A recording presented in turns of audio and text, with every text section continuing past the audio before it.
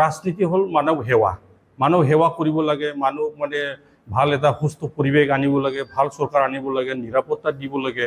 কিন্তু সেই দলৰ মানুহবিলাকে যিবিলাক এইটো অপপ্ৰচাৰ চলাই আছে, সেই মানুহবিলাকৰ ওপৰত কিয় এনেকুৱা হাৰাশাস্তি কৰি পেলাই বা বিভ্ৰান্তিৰ সৃষ্টি কৰি পেলাই কি ৰাজনীতি মানে আদায় কৰিব বিচাৰিছে? ইয়াৰ কাৰণে আমাৰ মাজত এটা মানে এইটো কুৱেশ্যন, এটা প্ৰশ্নৰ এটা মানে উত্থাপন হৈছে।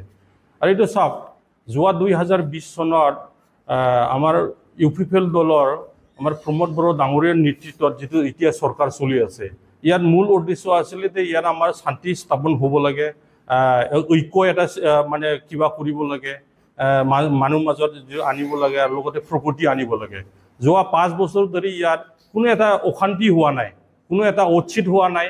আৰু সেইটো লৈ পেলাই আমাৰ মানে BTRৰ চিফ ডাঙৰীয়াই বহুতখিনি মানে ৰাইজৰ মাজত যিটো আশ্বাস দিলে, কথা ক'লে যে ইয়াত যেতিয়ালৈকে UPPL দলৰ চৰকাৰ থাকিব, ইয়াত কোনো এজন মানে কিবা নহ'ব, উচ্ছেদ নহ'ব।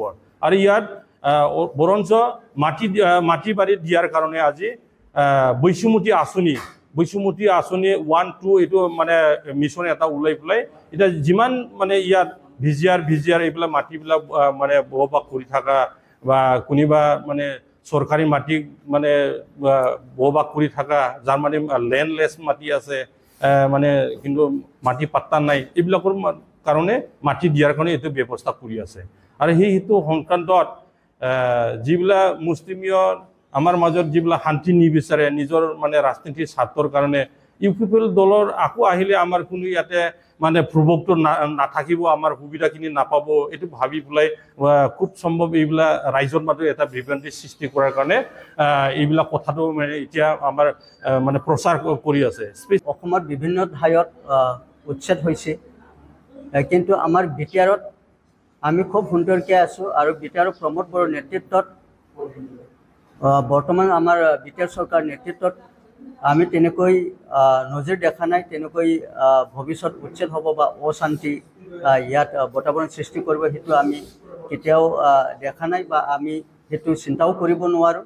আৰু তেনেকৈ আমি বিচৰাও নাই। দীৰ্ঘদিন এই অঞ্চল আমাৰ এই অঞ্চলৰ যি পিছ পৰি আছিলে, সেইটো কাৰণে সংগ্ৰাম কৰি আমি সকলো জাতি জনগোষ্ঠী বহুত বছৰ আমি পিছ পৰি গ'লোঁ। আমি বৰ্তমান একত্ৰিত হয় এই আমি পিছ পৰি যোৱা আমি ফিল আপ কৰি আমি আগবাঢ়ি যাবহি বিচাৰিছোঁ। সকলো দিশতে আমাৰ শিক্ষা দিশতে হওক, বেপাৰ বাণিজ্য হওক, সামগ্ৰিক উন্নয়ন হওক, স্পৰ্টছ কালচাৰ, সকলো দিশতে কাম কৰি আছে। এই সময়ত আমাৰ কিছুমান ৰাজনৈতিক স্বাৰ্থত কিছুমান ব্যক্তি, কিছুমান মানে কি ক'ব, তেনেকৈ সমাজৰ মানে জামছ বুলি ক'ব লাগিব, তেখেতসকলে তেনেকৈ বিভ্ৰান্তি সৃষ্টি কৰিছে।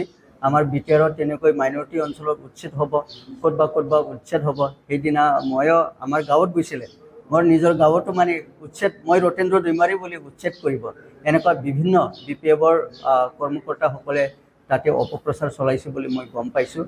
আৰু ময়ো সেইটো অনুৰোধ জনাওঁ, ৰাইজে তেনেকৈ অপপ্ৰচাৰসকলক চিনাক্তকৰণ কৰিব লাগে আৰু ধৰি আমাকো জনাক আৰু আইনগতভাৱে ব্যৱস্থা ল'ব লাগে। কাৰণ তেখেতসকলে বিচাৰিছে নেকি বিগত দিনবোৰত যেনেকুৱা অশান্তি সৃষ্টি হৈছে, কনফ্লিক্ট হৈ গ'ল, এই পৰিস্থিতি তেখেতসকলে পুনৰাই বিচাৰে নেকি? UPPL চৰকাৰ তথা প্ৰমোদ বড়ো ডাঙৰীয়া চৰকাৰ থকালৈকে BTCত কোনো ধৰণৰ উচ্ছেদ নচলে। তো দলৰ হাইকমাণ্ড, দলৰ মন্ত্ৰী এজনে কোৱাৰ পিছত ইয়াত আৰু কিবা ক'ব লগা আছে বুলি মই নাভাবোঁ।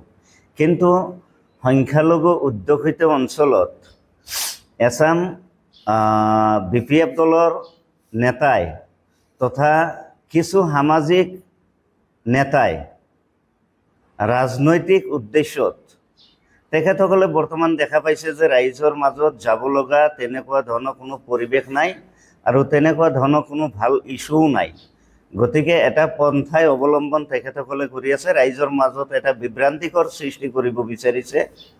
প্ৰমোদ বড়ো ডাঙৰীয়াই পুনৰবাৰ চৰকাৰত আহিলে সংখ্যালঘু অধ্যুষিত অঞ্চলত উচ্ছেদ হ'ব বুলি যি অপপ্ৰচাৰ চলাইছে, ইয়াত অকল গৰিহণাই নহয়, বিশেষকৈ ধনশিৰি সমষ্টিৰ কথাই কওক, মনাই চেৰফাং কওক, পাঁচনৈ চেৰফাঙেই কওক, বা ST সমষ্টিবিলাকত যিসকল সমষ্টিত মাইনৰিটি মানুহ আছে বা সংখ্যালঘু অধ্যুষিত অঞ্চল, গোমা সমষ্টি, ফকিৰাগ্ৰাম, মথনগুৰি, থুৰিবাৰী, শ্ৰীৰামপুৰ, চৰাইবিল, জমদুৱাৰ, যিসকল সমষ্টিত সংখ্যালঘু অধ্যুষিত বিশেষকৈ অঞ্চল, BPF দলৰ কেইজনমান দালাল আৰু সামাজিকভাৱে দায়িত্ব লোৱা BPF দলৰ এজেণ্ট, এখেতসকলে ৰাইজৰ মাজত এটা ভুৱা প্ৰচাৰ চলাইছে। প্ৰমোদ বড়ো ডাঙৰীয়া চৰকাৰ পুনৰবাৰ আহিলে উচ্ছেদ হ'ব। আচলতে এই কথাটো গ্ৰহণযোগ্য নহয়, যিহেতু দলৰ হাইকমাণ্ড, দলৰ মুৰব্বীয়ে কৈছে প্ৰমোদ বড়ো ডাঙৰীয়া চৰকাৰ থকালৈকে BTCত এক লেচা মাটিও ক'ৰবাত উচ্ছেদ নহয়। আৰু সংখ্যালঘু মানুহখিনিক মই অনুৰোধ জনাম যে তেখেতসকলৰ কথাৰ ভিত্তিত তেখেতসকলে যিখিনি কথা কৈছে এই কথাখিনি খুব প্ৰশংসনীয় আৰু আদৰণীয়। ইয়াত আমাৰ সমাজবিলাকত এনেকুৱা প্ৰব্লেম ক্ৰিয়েট কৰিব নালাগে যাতে এটা অশান্তি পৰিৱেশ সৃষ্টি হয়। এক কথাত ক'ব গ'লে 2020 চনৰ যিটো নিৰ্বাচন আছিল, এই নিৰ্বাচনত আমাৰ জাতীয় সংগঠনৰ কিছু লিডাৰে বা BPF দলৰ একাংশ দালালৰূপী নেতাই সমাজৰ মাজত, মাইনৰিটি মানুহৰ মাজত এটা ভুল প্ৰচাৰ চলাইছিলে যে 7.2, 7.1 দফাৰ জৰিয়তে, যি BTR ৰেকৰ্ডৰ 2টা দফা, এই দফাৰ জৰিয়তে মাইনৰিটি মানুহখিনিক EPPL চৰকাৰ আহিলে উচ্ছেদ কৰিব। 5টা বছৰ হৈ গ'ল, BTCত শান্তিৰ এটা পৰিৱেশ সৃষ্টি হৈছে। এঘৰ মানুহ বেঘৰ হ'ব লগা হোৱা নাই, মাইনৰিটি মানুহখিনি অশান্তি পৰিৱেশ ভোগ কৰিব লগা হোৱা নাই। শ্ৰীৰামপুৰৰ পৰা মাজবাটলৈকে মানুহখিনি শান্তিৰ এটা পৰিৱেশ পাইছে, শান্তিত বসবাস কৰিব পাৰিছে। গতিকে আমাৰ মানুহখিনিক মই বিশেষকৈ অনুৰোধ জনাইছোঁ যাতে কিছুমান এইসকল দালালৰ পৰা, এইসকল লিডাৰৰ পৰা অকণমান বাছি চলে। কাৰণ এইসকল লিডাৰে কেতিয়াও নিবিচাৰে সমাজৰ পৰিৱেশটো ভাল পৰিৱেশ হৈ থাকক।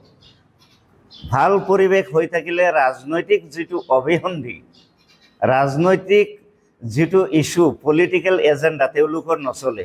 আমাৰ স্পেচিয়েলি মাইনৰিটি এলেকাত এইটো ইভেকশ্যন বা